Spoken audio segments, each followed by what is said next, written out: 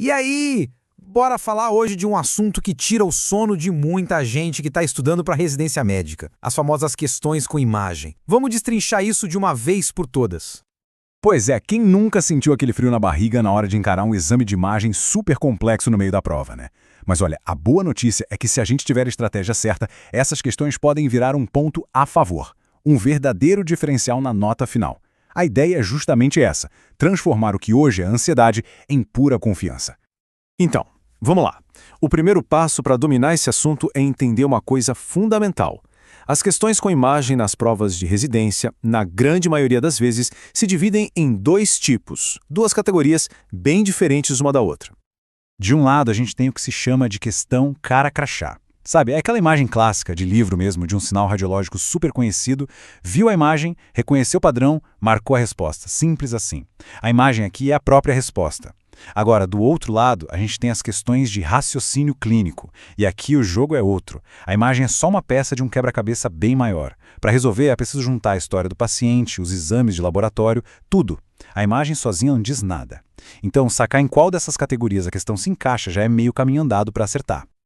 Ok, agora que a gente já separou os dois tipos de questão, vem a parte mais importante. Como é que se prepara para cada uma? E aqui está o pulo do gato. Não dá para usar a mesma estratégia para as duas. Cada tipo vai exigir um jeito de estudar e um jeito de resolver na hora da prova que são completamente diferentes. Para as questões de cara crachá, gente, não tem mágica. O segredo é um só: repetição. É sentar e fazer questão atrás de questão de provas antigas até aqueles sinais clássicos ficarem, sabe, automáticos na cabeça. E falando em repetição e preparo de verdade, quem está nessa jornada precisa conhecer a Medcob. Entra lá em medcob.com.br e baixa o app. É o maior banco de questões do Brasil. Tem prova anterior de tudo que é instituição, tudo comentado, resumo prático, aula, até flashcard pronto para revisar. É a ferramenta perfeita para fazer essa repetição de forma inteligente.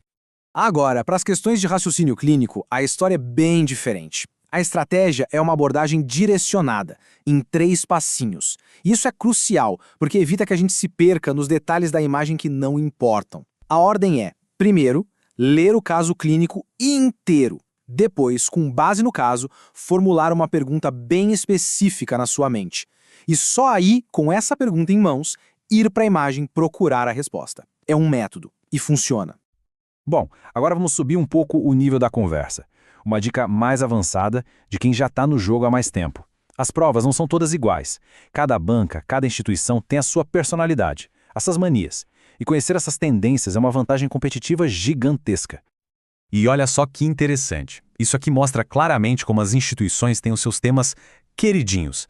A USP de Ribeirão Preto, por exemplo, ama cobrar tomografia de aorta. É batata. Já a Unesp, todo ano, tá lá uma questão de citologia vaginal. Saber disso não é fofoca de corredor, gente. É inteligência. É direcionar o estudo para aquilo que tem a maior probabilidade de cair na sua prova. É estudar de forma estratégica. Certo, agora vamos falar de uma contratática. Uma habilidade que é essencial dominar.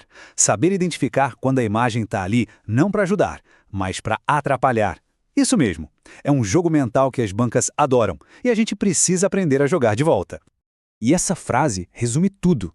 É uma virada de chave, uma mudança de mentalidade que precisa acontecer. Existem questões que são feitas, de propósito, para testar se o candidato consegue perceber que a resposta está toda no texto e não na imagem. A imagem é só uma isca. Então tem que ficar muito de olho nessas armadilhas clássicas. A banca joga lá uma imagem super complexa, ou com um achado que não tem nada a ver com o caso, só para plantar a dúvida. Para fazer a gente desconfiar da resposta que no fundo já está escrita com todas as letras no enunciado. O que eles querem testar aqui é a confiança. Nesses casos, a atitude mais inteligente é respirar fundo, confiar no caso clínico e sim, às vezes até ignorar completamente a imagem. Para fechar, vamos dar uma olhada no futuro. O que a gente pode esperar das próximas provas de residência? Porque as bancas não ficam paradas no tempo, elas evoluem e as questões vêm junto. As tendências são bem claras. Primeiro, mais POCs, ultrassom na beira do leito. Isso está virando uma habilidade básica que se espera que todo mundo saiba, principalmente em cenários de trauma, pulmão, TVP. Segundo, muito mais tomografia. A gente está vendo uma migração clara do raio-x simples para tomografias mais complexas, especialmente no tórax. E em DO, as questões de ultrassom estão ficando mais sofisticadas, cobrando temas mais a fundo como endometriose e infertilidade. E antes da gente fechar de vez, vamos para aqueles macetes finais, aquelas dicas de ouro. É sobre aprender a ler nas entrelinhas, a entender o que a banca examinadora está querendo com aquela questão. É quase como entrar na mente de quem elaborou a prova. O ponto crucial aqui é o seguinte: a análise não pode ser só da imagem em si. A pergunta-chave é: por que o examinador escolheu essa imagem desse jeito? Se a tomografia tem contraste, é uma super pista para pensar em algo vascular, como um TEP. Se mostram uma janela óssea, a primeira coisa a procurar é fratura. Cada detalhe, cada escolha da banca é uma pista que eles estão dando. No fim das contas, é isso. A imagem na prova pode ser o seu maior pesadelo ou a sua melhor amiga. Com essas estratégias e essa nova forma de pensar que a gente conversou hoje, a escolha de como encarar essa imagem passa a ser diferente. O objetivo é que ela trabalhe a seu favor e não contra.